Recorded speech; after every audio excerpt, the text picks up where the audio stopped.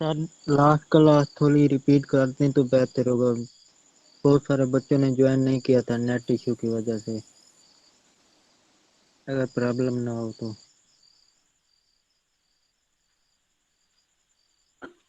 Last class थी हमारी flip zone की। सिंपली कि आपके पास कोई सप्लाई जोन है, कोई डिमांड जोन है, प्राइस आती है उस सप्लाई जोन पे या डिमांड जोन पे, रिएक्शन देती है, फिर उसको फेल कर देती है। अब वो जो आपका रिएक्शन है वो आपका फ्लिप जोन कहलाता है।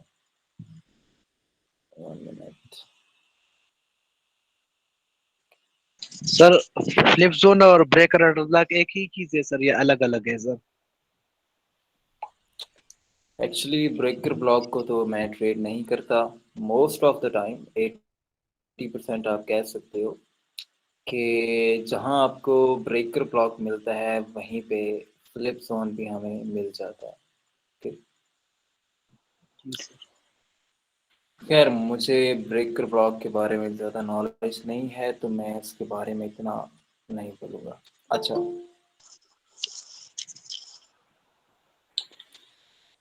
क्या था कि फॉर एग्जांपल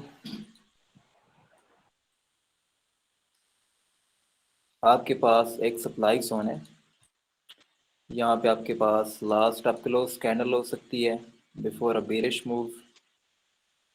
अब क्या होता है कि प्राइस आती है, इस सप्लाई जोन में टैप होती है, इस सप्लाई जोन को हिट करती है, रिएक्शन देती है। रिएक्शन आपकी कुछ बीरिश कैंडल हो सकती हैं, क्यों? क्योंकि सप्लाई जोन है। एंड देन इसको फेल कर देती हैं। ओके। अब यहीं पे आपके पास आपका फ्लिप जोन बन गया। फ्लिप जोन मतलब इस सप्लाई जोन पे रिएक्शन, रिएक्शन के बाद फेलियर। अब यहीं पे आपका ये flip zone as a demand zone काम करेगा। क्या होता है कि फॉर एग्जांपल सप्लाई है, सपोज सप्लाई है। अब यहाँ पे जो सेलर हैं सप्लाई में, ऑफ कोर्स सप्लाई मतलब हिडन सेलर, अब वो तो यही ट्राई करेंगे कि प्राइसेस नीचे जाएं, प्रीवियस लो को ब्रेक करें। अब यहाँ से इंटर हुए हैं बायर्स भी। सप्लाई में जब आती है प्राइस तो सेलर ट्राई करते हैं कि प्राइसेस को नीचे मूव किया जाए। बट क्या होता है कि यहाँ पर कौन जीता है? ओके, सेलर जीतते हैं तो प्राइस ऑफ कोर्स ये लो ब्रेक कर देगी। यहाँ पर आपको कोई भी फ्लिप जोन नहीं मिलेगा। बट क्या होता है कि सेलर कोशिश करते हैं प्राइसेस को नीचे लेकर जाने की, बट वो कामयाब नहीं हो पाते।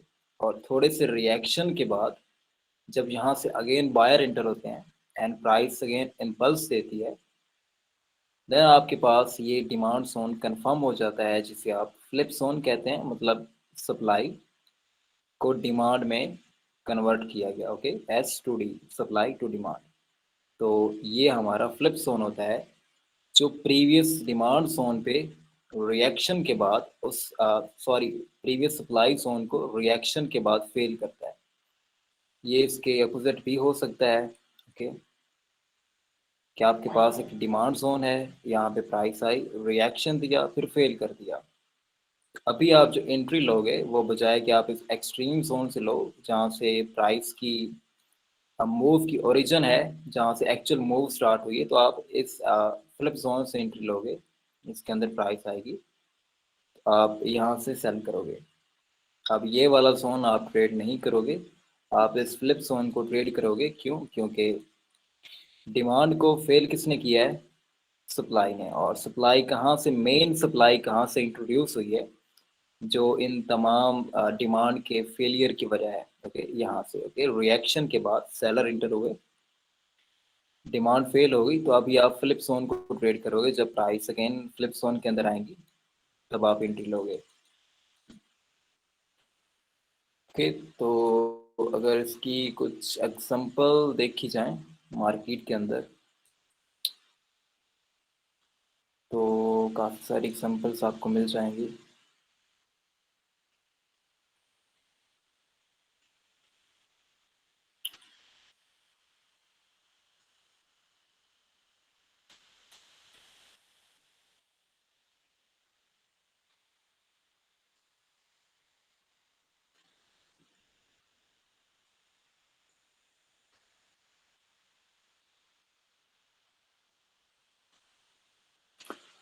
ओके, फॉर एग्जांपल अगर आप यहाँ पर देखते हो कि आपके पास ये डिमांड जोन था जहाँ से ये मेन मूव निकली। ओके, ये इम्पल्स टू द अपसाइड, यहाँ पे प्राइस आई, रिएक्शन दिया, ये एक बुलिश कैंडल, फिर उसको फेल कर दिया। ओके, अब ये जो बुलिश कैंडल है ये आपका फ्लिप जोन होगा। तो नेक्स्ट टाइम प्राइस इसके अंदर आएगी तो आप इस फ्लिप जोन से एंट्री लोगे। सेम अगर कोई और यहाँ पे एग्जांपल मिल जाए अच्छे वाली, खैर ये आपको यूरो यूएसडी के अंदर ज़्यादा एग्जांपल मिल जाएंगी जीबीपी यूएसडी की निस्बत।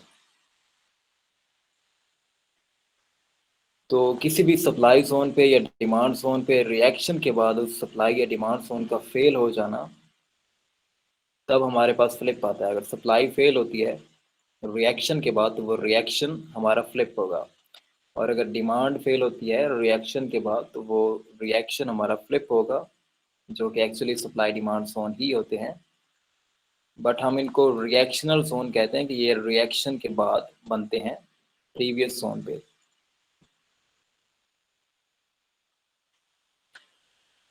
और किसी का अगर कोई सवाल है अभी भी इसको लेकर तो वो पूछ सकता है। तो सर अगर ये रिएक्शन ना दे तो प्री फ्लिप जोन काउंट होगा या नहीं सर? नहीं, अगर रिएक्शन नहीं देता तो फ्लिप जोन भी काउंट नहीं होगा। ज़रूरी है कि रिएक्शन दे, ओके रिएक्शन सर। ज़रूरी है। अगर जी यहीं सर। पर आप देखते हैं तो क्या हुआ कि आपके पास ये सप्लाई जोन था, last up close candle before अ बेरिश मूव, यहाँ पे प्राइस आई, आपको रिएक्शन दिया। अब रिएक्शन आपका कितना है यहाँ से लेकर यहाँ तक। ओके, अब ये आपकी रेंज है। ओके, एंड देन आपको expansion the to the upside. अब ये आपका फ्लिप है। नेक्स्ट टाइम प्राइस आएगी तो आप इस फ्लिप से एंट्री लोगे। ओके, सेम अगर आप यहीं पर देखते हो तो ये आपके पास अनमिटिगेटेड सप्लाई जोन था, last up close candle before अ बेरिश मूव, यहाँ पे प्राइसेस आई, रिएक्शन दिया, रिएक्शन के बाद फेल कर दिया। अब आपका रिएक्शन कहाँ से कहाँ तक है, यहाँ से लेकर यहाँ तक। अब ये आपके पास फ्लिप जोन है।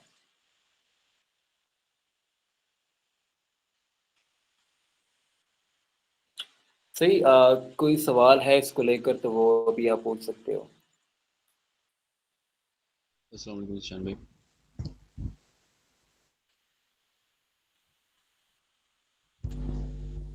अस्सलाम वालेकुम शान भाई। चलें नेक्स्ट करते हैं। जी जी, वालेकुम अस्सलाम। शान भाई इस ये फ्लिप जोन के लिए नहीं, वो सवाल दूसरा था कि जब भी हमें एक्सपेंशन रेंज एक्सपेंशन मिलती है तो अगर मार्केट एक्सट्रीम को मिटिगेट करने जाए और एक्सट्रीम सप्लाई या डिमांड को पिक कर दे तो फिर भी हमें कंफर्मेशन के बाद ट्रेड लेनी चाहिए या फिर उस सप्लाई डिमांड को फेल ही समझे? क्योंकि अक्सर होता है उसे पिक करने के बाद कंफर्मेशन देती है और फिर उसी डायरेक्शन में निकल जाती है जिसमें हम ट्रेड करना चाह रहे हैं। देखिए फॉर एग्जांपल क्या होता है कि आपके पास एक जोन है, डिमांड जोन। ओके, सपोज यहाँ पे प्राइस आती है और इसको विक लगा देती है। ओके, फिर जी कुछ इस तरीके से करके वो ऊपर निकल जाती है। ओके, जी तो क्या इसको ट्रेड करना चाहिए या फिर नहीं करना चाहिए? तो आप इसको ट्रेड कर सकते हो। ओके, डिपेंड करता है कि ऊपर जहाँ से ये रिएक्शन मिल रहा है ये किसी सप्लाई से ना मिल रहा हो। ओके, जो ओके ये रिएक्शन मिल रहा है ये किसी सप्लाई से ना मिल रहा हो। इसको विक लगा के अगर इस तरीके से आपको कंफर्मेशन देती तो आप बाय कर सकते हो। तो फिर ये आपकी जस्ट इंड्यूसमेंट होगी, लिक्विडिटी स्वीप होगा। और अगर कैंडल क्लोजर हो जाए फिर वो फेल है? कैंडल सप्लाई या डिमांड के नीचे कैंडल क्लोज हो रहे तो मतलब वो सप्लाई डिमांड फेल हो गई। जी डिपेंड करता है कि वो रिएक्शन कहाँ से आ रहा है। राइट, ठीक है शान। अब फॉर एग्जांपल आप यहाँ पर देखते हो तो ये प्रीवियस सप्लाई जोन से आपको रिएक्शन मिला इस डिमांड के नीचे, इस लो के नीचे, ये कैंडल क्लोज है, फिर आपको कंफर्मेशन मिली, आप यहाँ से बाय कर सकते थे। यहाँ से बाय की एंट्री थी, यहाँ से थी, यहाँ से भी थी, बट एक्चुअली क्या है कि डिमांड फेल हो चुकी है। तो अभी आपको अगर अच्छी एंट्री चाहिए तो आप वो सप्लाई से लोगे। सर रिएक्शन कितना भी बड़ा हो सकता है? रिएक्शन आपकी रेंज भी हो सकती है या आपकी 1 या 2 कैंडल भी हो सकती हैं।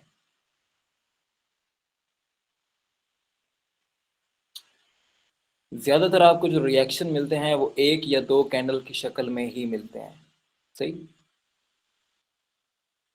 जैसा कि ये एक कैंडल, ओके, या फिर ये एक कैंडल। ज़्यादातर जो वैलिड फ्लिप होते हैं और जो रिएक्शन मिलते हैं आपको वो एक कैंडल की शक्ल में ही होते हैं। तो आप ट्राई करें कि जो भी फ्लिप हो वो एक कैंडल का हो या 2 कैंडल का हो। अगर रेंज भी है तो वो वैलिड है। हम उसको रिफाइन कर सकते हैं, जो आपको रेंज मिलेगी, चाहे वो 3 कैंडल हैं, 4 कैंडल हैं या पूरी की पूरी रेंज है, हम उसको रिफाइन कर सकते हैं। जैसे कि अगर आप यहीं पे देखते हो तो ये आपको 5 कैंडल मिली, ओके, यहाँ से लेकर यहाँ तक, ओके। रिएक्शन है सप्लाई पे, फिर इसका फेलियर, ओके। यहाँ से लेकर आपकी यहाँ तक ये 5 कैंडल जो हैं फ्लिप हैं, ओके, ये आपका फ्लिप जोन है। सेम अगर आप देखते हो तो इसी सप्लाई जोन पे ये 4 कैंडल आपका रिएक्शन है, ओके, फ्लिप जोन। तो ये ऐसा भी हो सकता है, बट अगर आप इसको रिफाइन करना चाहो, आप लास्ट अप क्लोज कैंडल तक रिफाइन कर सकते हो या लास्ट डाउन क्लोज कैंडल तक रिफाइन कर सकते हो, ओके, इस तरीके से। अगर आपको फ्लिप एज अ रेंज मिलती है, मतलब 3 या 4 कैंडल है जैसे कि ये और ये, तो आप इनको रिफाइन कर सकते हो लास्ट डाउन क्लोज कैंडल तक, लास्ट डाउन क्लोज कैंडल तक।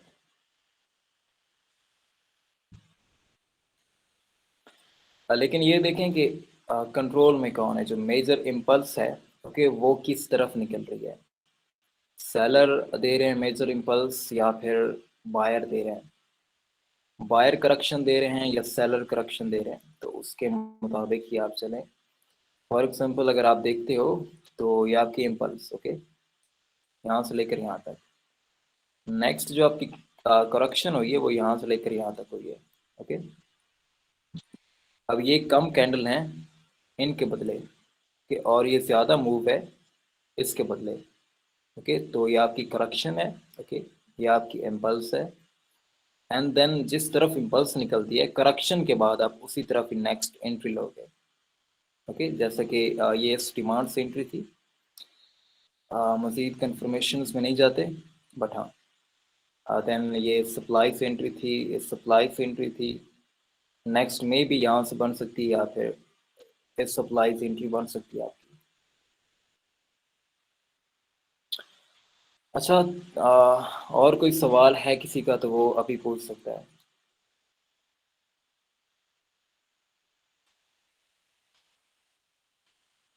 चलें, अच्छा, आज जो हम चीज़ पढ़ने वाले हैं वो है इम्बैलेंस, ओके। इम्बैलेंस क्या होता है? 3 कैंडल के बीच जो खाली जगह रह जाती है, ओके।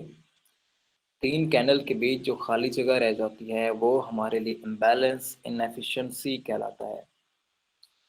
अगर मैं यहाँ पर आपको कोई क्लीन एग्जांपल दूँ इम्बैलेंस की,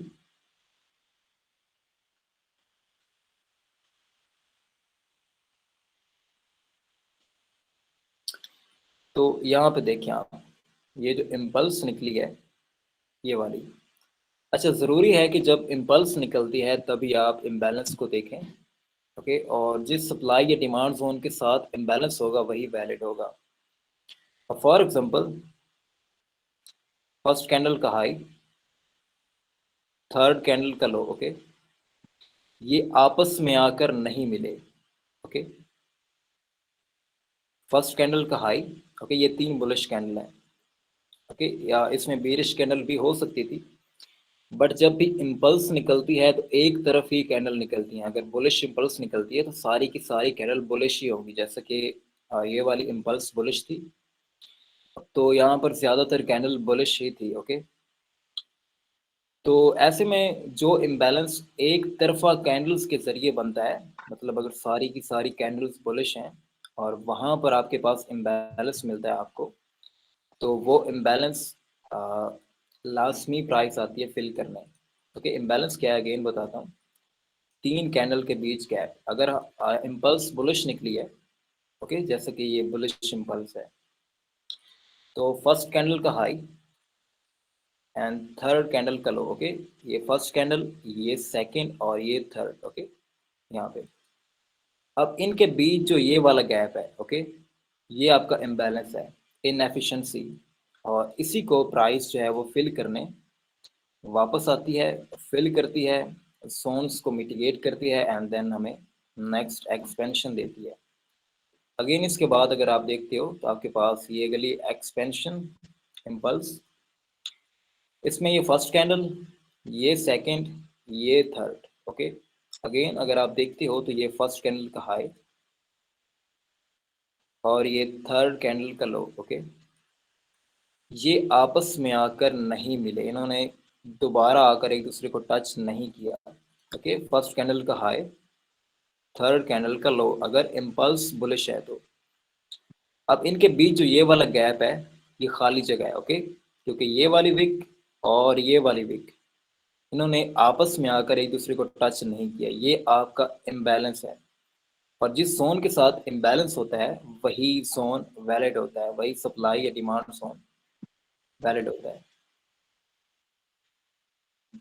और अगर आप एक बीरिश एग्जांपल देखते हो, फर्स्ट कैंडल का लो, थर्ड कैंडल का हाई, ओके, क्योंकि इम्पल्स जो है वो आपकी बीरिश है।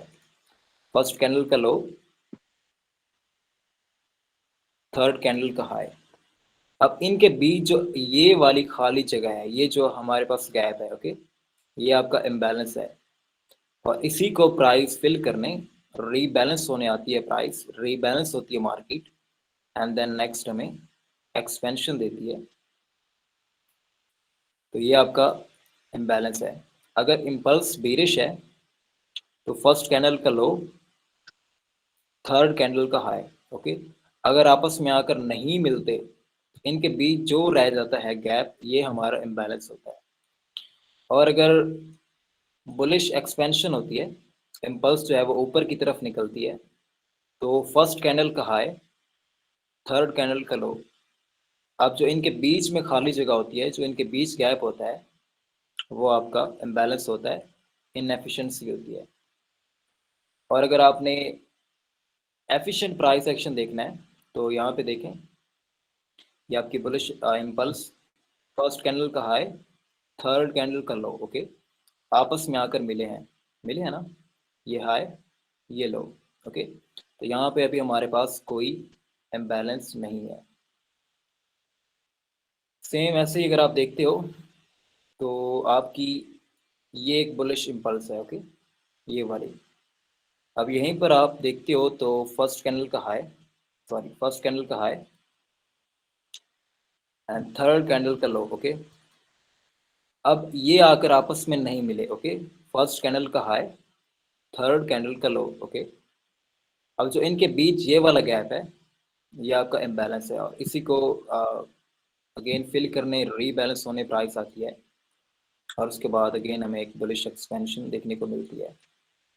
और अगर आप एक बीरिश इम्पल्स की बात करते हो, जैसे कि ये हमारे पास बीरिश इम्पल्स है, बीरिश एक्सपेंशन है,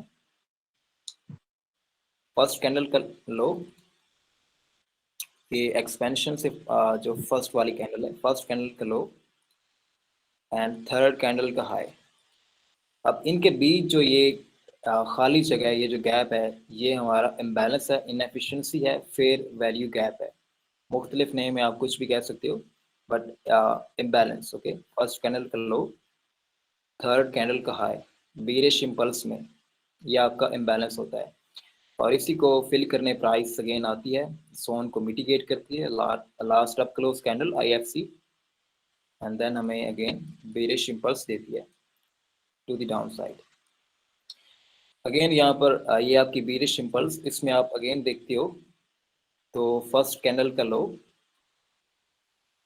थर्ड कैंडल का हाई, ओके, ये आपस में आकर नहीं मिले, ये विक और ये विक आपस में आकर नहीं मिले, इनके बीच जो ये खाली जगह है, ये आपकी इनएफिशिएंसी है, ये आपका इम्बैलेंस है, ये आपका फेयर वैल्यू गैप है, और इसी को फिल करने प्राइस अगेन आती है, प्राइस रीबैलेंस होती है, जोन को मिटिगेट करती है, एंड देन अगेन हमें एक्सपेंशन देती है।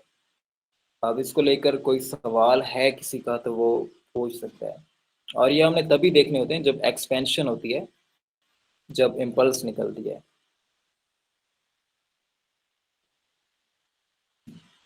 सर हर इम्बैलेंस जो होती है वो लाजमी फिल होती है और ज़रूरी नहीं है।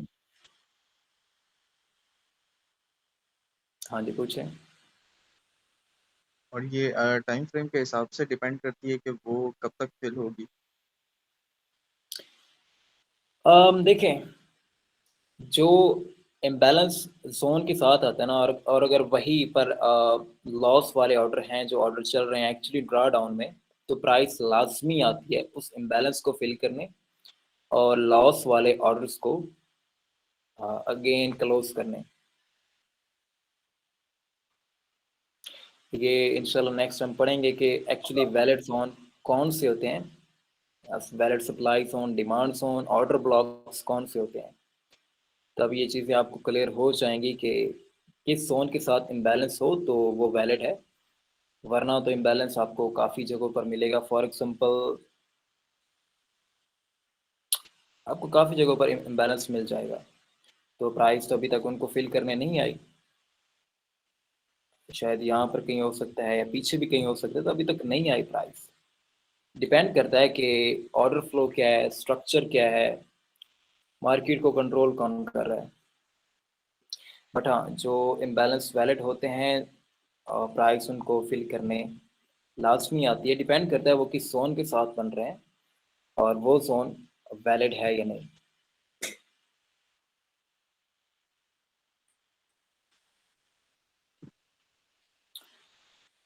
और कोई सवाल है तो पूछ सकते हो आप। हाँ, एक और बात, ये चीज़ें हर एक टाइम फ्रेम के अंदर एक ही तरीके से काम करती हैं, चाहे वो 15 मिनट है, 4 आवर है या 1 मिनट है। हर एक टाइम फ्रेम में ये एक ही तरीके से काम करते हैं।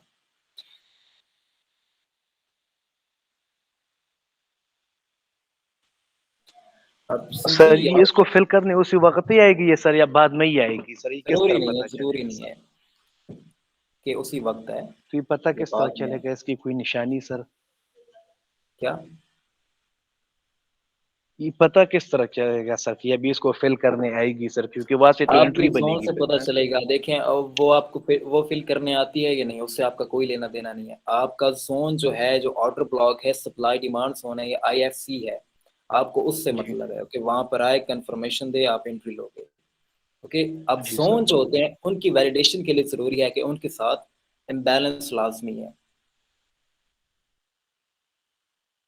जी सर। जिसके साथ इम्बैलेंस नहीं है तो आप कह सकते हो कि वो जोन भी वैलिड नहीं है। जी सर। जैसा कि अगर आप सर देखते हो, पूछे पूछे। जी सर। सर हम इम्बैलेंस को ट्रेड कर सकते हैं सर? नेक्स्ट सर मैंने GBP JPY में देखा था सर, D1 जो है सर, जैसे ही फर्स्ट जो कैंडल था सर, एक थर्ड कैंडल होता है, एक फर्स्ट होता है सर, उससे ही D1 में वापस रिजेक्ट हुई थी सर। इस तरह भी होता है sir?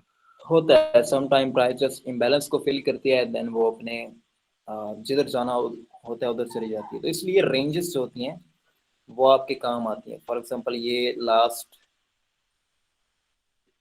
Last buy before sell. Okay, इसके बीच आपको कंफर्मेशन चाहिए, इसके बीच आपको रिफाइंड जोन चाहिए। ओके, अगर प्राइस इस इम्बैलेंस को फिल करके जस्ट निकल जाती है, तब भी आपके पास ये रेंज है कंफर्मेशन के लिए। अब फॉर एग्जांपल यहाँ पर आप देखते हो तो क्या हुआ, फर्स्ट कैंडल का लो, थर्ड कैंडल का हाई। ओके, क्योंकि एक्सपेंशन बेरिश है। फर्स्ट कैंडल का लो, थर्ड कैंडल का हाई, इम्बैलेंस आपके पास। यहाँ पे प्राइस आई, जोन को मिटिगेट किया, इम्बैलेंस को फिल किया, and then next expansion the to the downside. ये एक फ्लिप जोन भी है सर, जहाँ से आपने एंट्री ली है, जी जी बिल्कुल। और इस जोन के वजह से। साथ इम्बैलेंस लाजमी है, चाहे वो फ्लिप जोन है या फिर एक्सट्रीम जोन है या जैसा भी है। ठीक ठीक है सर। अब फॉर एग्जांपल आपके पास एक ये भी लास्ट ऑफ क्लोज कैंडल थी। ओके, ये भी आपके पास सप्लाई जोन था, लास्ट बाय बिफोर सेल। अब प्राइस यहीं से क्यों सेल होगी, यहाँ पे क्यों नहीं आई? ओके, तो रीज़न क्या है? अगर आप देखते हो कि जो ये डिमांड है यहाँ पे, ये किसने फेल किया है? क्या ये इसने फेल किया है, इस कैंडल ने? नहीं। क्या ये इसने फेल किया? नहीं, ये इस लास्ट ऑफ क्लोज कैंडल ने फेल किया है। और अगर आप देखते हो तो ज़्यादा मूव कहाँ से आई है? इस कैंडल के बाद? नहीं, इस कैंडल के बाद। हाँ जी, तो ये आपके पास वैलिड जोन है नेक्स्ट टाइम एंट्री के लिए। तो ये आपका फ्लिप जोन भी है, डिमांड पर रिएक्शन, रिएक्शन के बाद फेलियर, तो ये आपके पास फ्लिप जोन भी है। और फॉर एग्जांपल चले, अभी तो नीचे और कुछ खास है नहीं।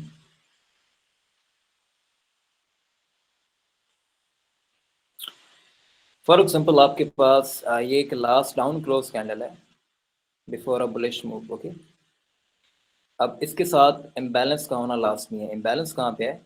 ओके, फर्स्ट कैंडल का हाई, क्योंकि एक्सपेंशन बुलिश है, एंड थर्ड कैंडल का लो। ओके, इम्बैलेंस है यहाँ पे।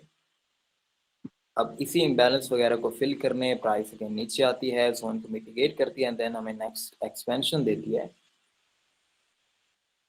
ओके, किसी का इस चीज़ को लेकर कोई सवाल है तो वो अभी पूछ सकता है।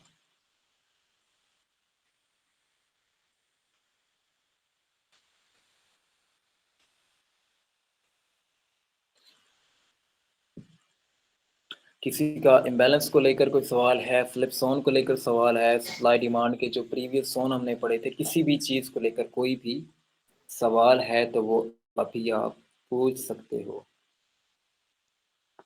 सर यहाँ पे आपने ये लाइन लगा रखी सर है ऊपर। सवाल ये था कि फ्लिप जोन अगर एक डिमांड है, उसके बाद सप्लाई है, उसके बाद अगर वो फेल होता है तभी वो फ्लिप जोन है। हाँ जी, अगर देखें मोस्ट ऑफ द टाइम जब एंट्री कंफर्मेशन में जाएंगे तब आपको मज़ीद में फ्लिप जोन के बारे में बताऊंगा। बट हाँ, अगर एक डिमांड है, उस पर रिएक्शन मिलता है, फिर वो फेल होता है, तभी आप उसको फ्लिप जोन कहोगे। फ्लिप ना भी बोलो, सिंपली आपके पास सप्लाई जोन है, last of close candle before a bearish move. Flip क्यों है और ये ही क्यों वैलिड है? क्योंकि ये इंट्रैक्शन है, रिएक्शन है प्रीवियस जोन पे, इसलिए ये ज़्यादा वैलिड है किसी और की निस्बत। जी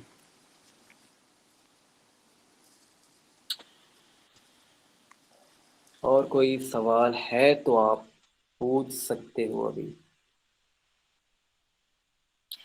अगर यहीं पे हम देखते हैं फ्लिप जोन की एक और एग्जांपल, तो क्या हुआ?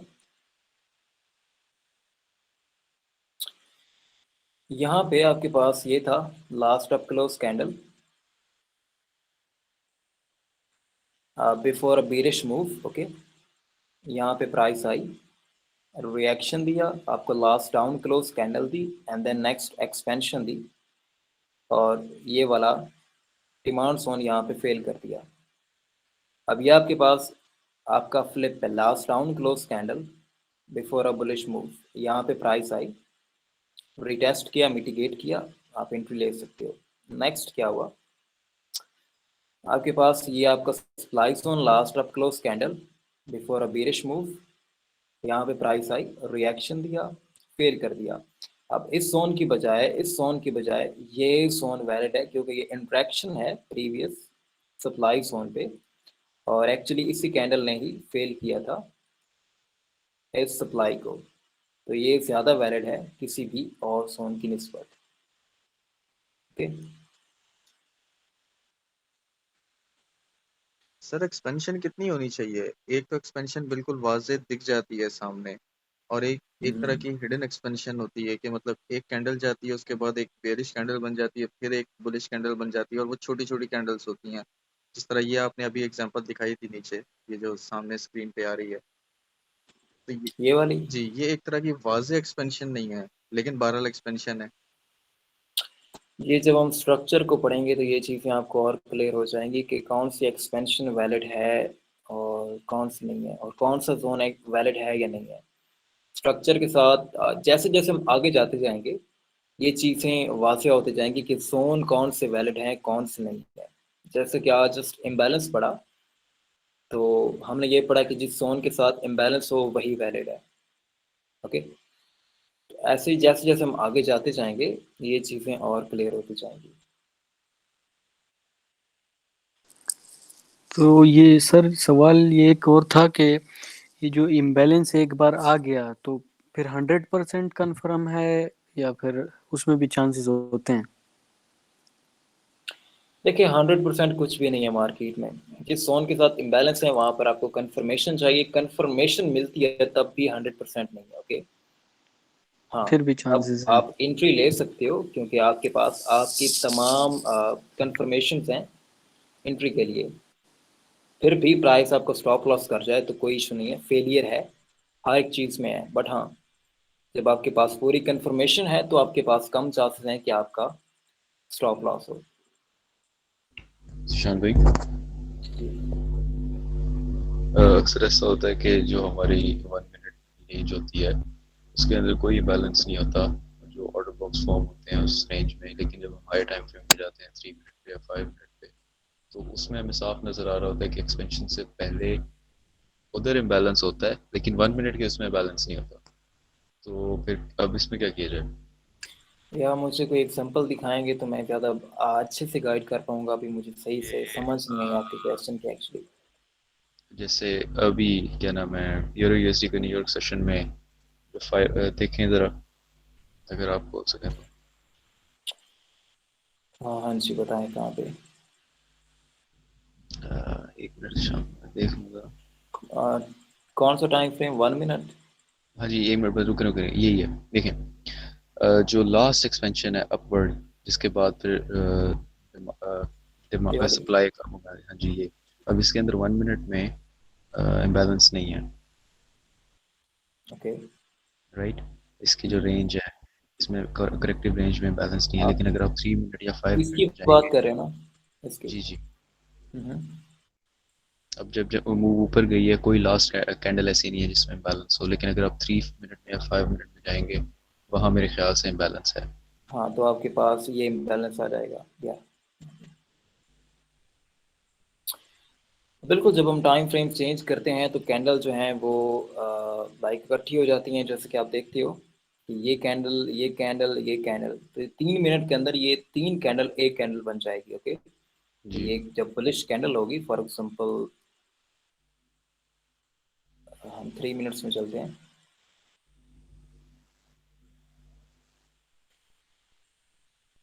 तो यहाँ पे भी खैर कुछ क्लियर नहीं है, बट हाँ 5 मिनट। हाँ 5 मिनट में हो सकता है कि ये एक बड़ी कैंडल बन जाए।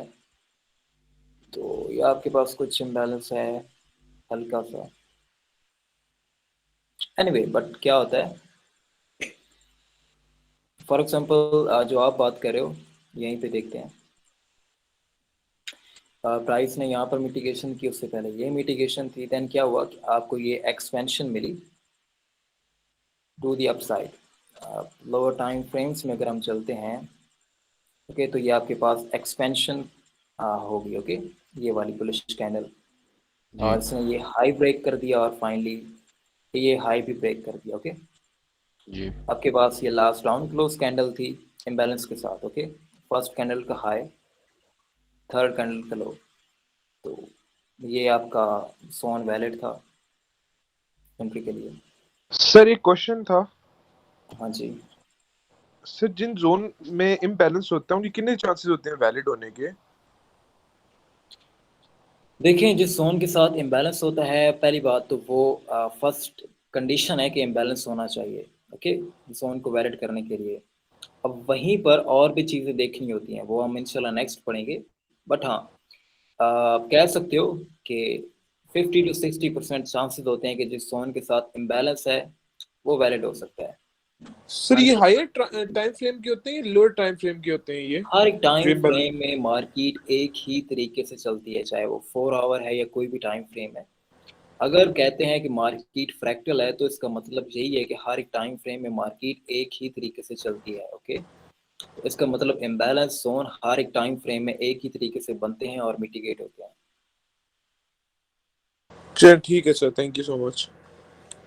सिंपली अगर आप देखते हो तो यहाँ पर ये 30 सेकंड्स का चार्ट है। आपके पास फर्स्ट जोन बना, ओके, आप इन दो लास्ट डाउन ले सकते हो या एक को भी ले लो तो वो परफेक्ट तरीके से आगे मिटिगेट हुआ है। एक्सपेंशन हुई, वापस प्राइस आई, मिटिगेशन की, नेक्स्ट एक्सपेंशन दी, आपके पास न्यू जोन आ गया, अगेन प्राइस आई, मिटिगेशन की, एक्सपेंशन दी,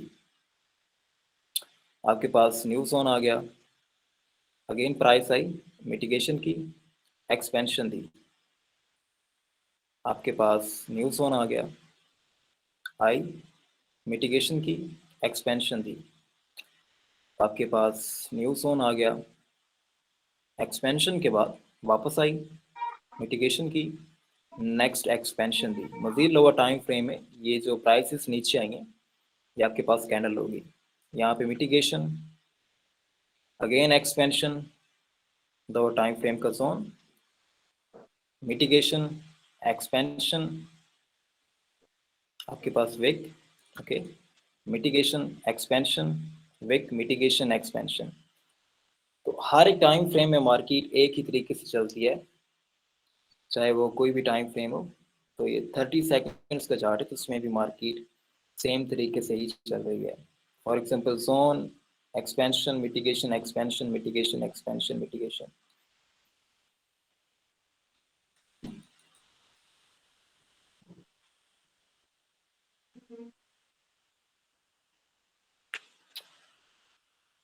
कोई और सवाल है तो आप पूछ सकते हो अभी के लिए।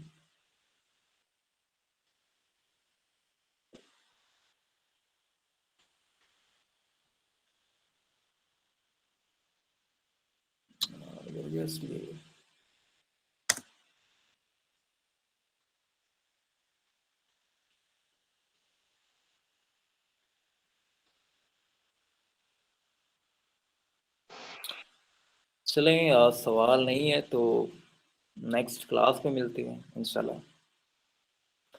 और अगर किसी का कोई सवाल हो तो वो ग्रुप में या इनबॉक्स में मुझसे पूछ सकता है। ठीक हो गया? जी सर।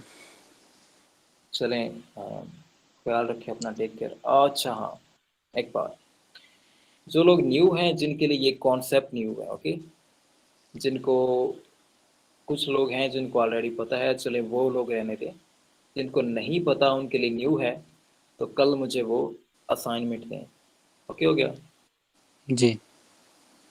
चलें, कल नहीं, कल अगर क्लास हुई तो बता दूंगा, वरना नेक्स्ट क्लास में मिलते हैं। जान भाई वो ठीक। अगली क्लास स्ट्रक्चर पे इंशाल्लाह कह सकते हैं कि नेक्स्ट क्लास जो है वो स्ट्रक्चर पे ही होगी। अगर इसको लेकर कोई सवाल ना हुआ, मज़ीद मैं कोशिश करूँगा कि एक क्लास और हो, लास्ट क्लास होगी। सप्लाई डिमांड पे किसी का कोई सवाल हुआ कुछ भी तो वो पूछ सकता है, देन हम स्ट्रक्चर की तरफ ही चलेंगे। चलिए ठीक है जिशान। चलें, टेक केयर, अल्लाह हाफिज़।